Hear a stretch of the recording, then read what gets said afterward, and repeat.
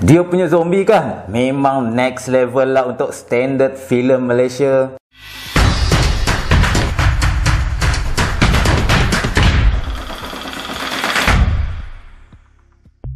What's up guys, semoga kita semua terhindar dari perkara-perkara yang kita tidak nampak, amin. Untuk yang first time tengok aku Topeng Man, aku suka berbicara tentang movie. Dan kali ini aku akan review filem horror Malaysia, iaitu filem Rasuk. Sebelum ni guys, aku pernah buat reaction untuk movie ni dan aku tertarik untuk tonton dia dekat program. Sebelum aku mulakan review guys, jangan lupa untuk subscribe dan klik butang loceng supaya korang tak terlepas dengan review terbaru daripada Topeng Man, ok? Pastikan korang layan sampai habis review aku ni, sebab kat penghujungnya nanti aku akan bagi markah untuk movie ni berdasarkan kriteria penilaian aku sendiri. Jomlah guys, kita layan sinopsis ataupun ringkasan cerita ni kejap. Jom.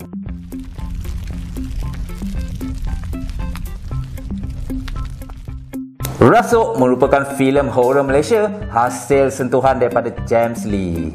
Filem ini dibintangi oleh Alif Sata, Iqmal Amri, Elisha Sandra dan banyak lagi pelakon-pelakon lain.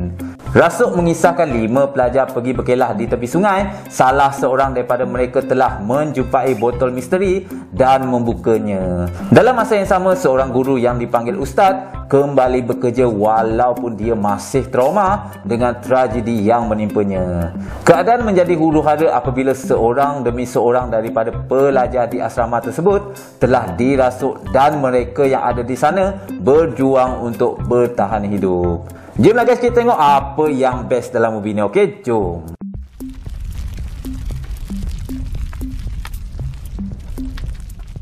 Yang pertama, zombie dia next level. Yep, aku setuju kalau rasukan menjadi zombie dalam filem ini adalah next level berbanding dengan filem-filem zombie bodoh yang pernah dihasilkan di Malaysia sebelum-sebelum ini. Aku puji penghasilan wajah-wajah zombie dalam filem ini. Aku panggil zombie lah ya, sebab memang mereka ke arah tu pun kan. Penghasilan watak serta makeup pada wajah mewujudkan elemen horror yang bagus sekaligus menghasilkan zombie yang nampak agresif dan menakutkan. Ada juga beberapa jumpscare yang menarik dalam filem ini. Tak banyak lah, tapi berhasil untuk mengejutkan penonton. Tapi aku percaya peminat filem horror mungkin dah biasa dan menjangkakan perkara tersebut. Aku juga suka kelainan yang dibawa dalam filem zombie kali ini, di mana mereka yang menjadi zombie tu kan bukan terus dari gigitan, tapi disusuli dengan mantra. Purple lagi ya.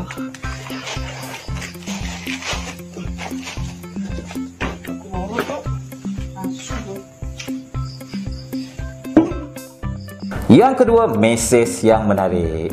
Filem ini dilihat cuba menyampaikan beberapa mesej yang seringkali terjadi dalam kehidupan kita. Watak Ustaz Nazmi diwujudkan bukan kerana perwatakannya keseluruhannya ustaz, tapi hanya dari kelulusan dia saja yang menjadi lumrah masyarakat kita kan. Biasanya akan dicop terus sebagai ustaz. Watak ini kan sekaligus membawa maksud tak semua gelaran ustaz itu betul-betul ustaz yang warak. Ada di kalangan mereka ni kan hanya digelar ataupun dicop saja sebagai ustaz atas sebab-sebab tertentu. So memang aku faham lah kenapa tidak dititik beratkan bacaan Al-Quran dalam filem ini. Watak Ustaz Nazmi ni juga cuba memberikan gambaran yang kita semua adalah manusia biasa yang diberi ujian yang berat maupun ringan oleh Allah bagi menguji ketakwaan kepadanya. Selain itu, ada juga penekanan sikap penting diri yang wujud dalam kelompok, sikap pengorbanan, perjuangan tanpa putus asa, dan ada kelebihan orang perempuan yang pakar dalam bidang teknikal biasanya dilakukan oleh orang lelaki. Jomlah guys, kita tengok pula apa yang aku rasa personally kurang sikit dalam movie ni, ok? Jom.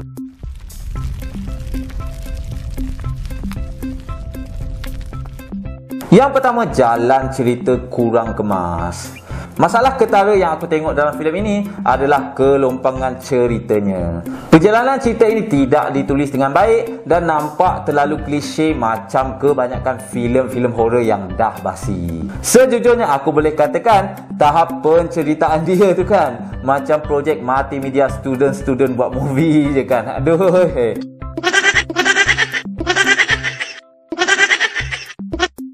Tak boleh bolehlah macam tu.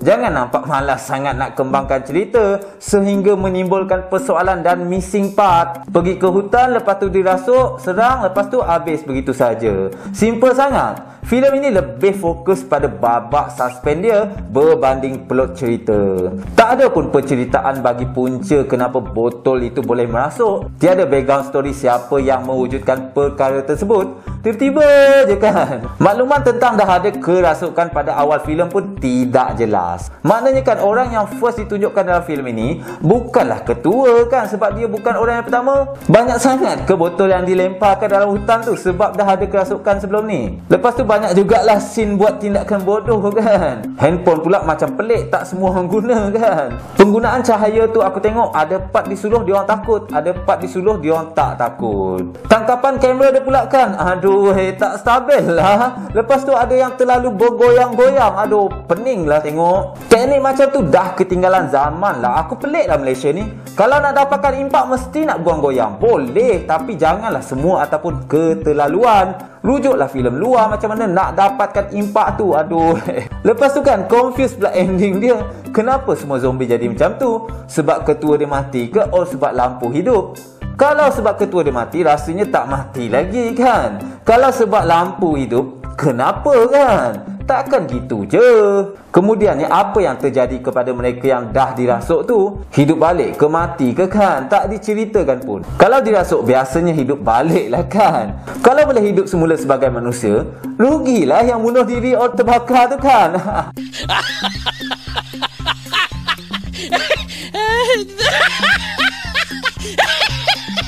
Kenapalah korang buat ending dia macam tu kan? Aduh.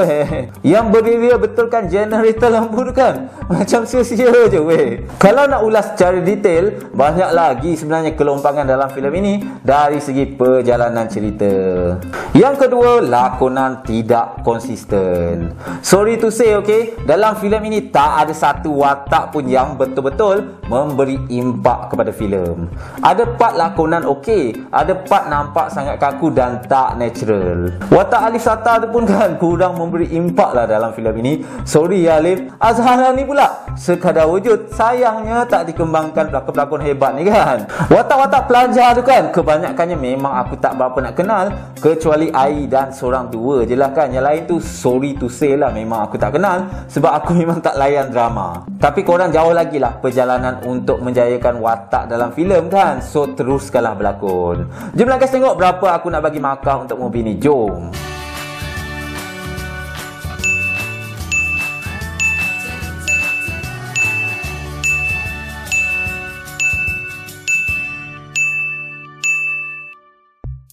So guys, macam mana dengan markah yang aku bagi? Korang yang dah tonton tu setuju tak? Ke korang ada pendapat tersendiri? Share lah pendapat korang kat ruangan komen kat bawah, okay? Lain orang, lain pendapatnya. Just respect each other, okay? Secara keseluruhan, filem ini biasa-biasa je pada aku. Namun, ianya tetap ada elemen horror yang bagus, mesej menarik dan aku syorkan untuk korang layan dekat pawagam, okay? Itu saja daripada aku guys. Jangan lupa subscribe, like dan komen pendapat korang. Aku Topeng Man, poyo tapi jujung. Boom!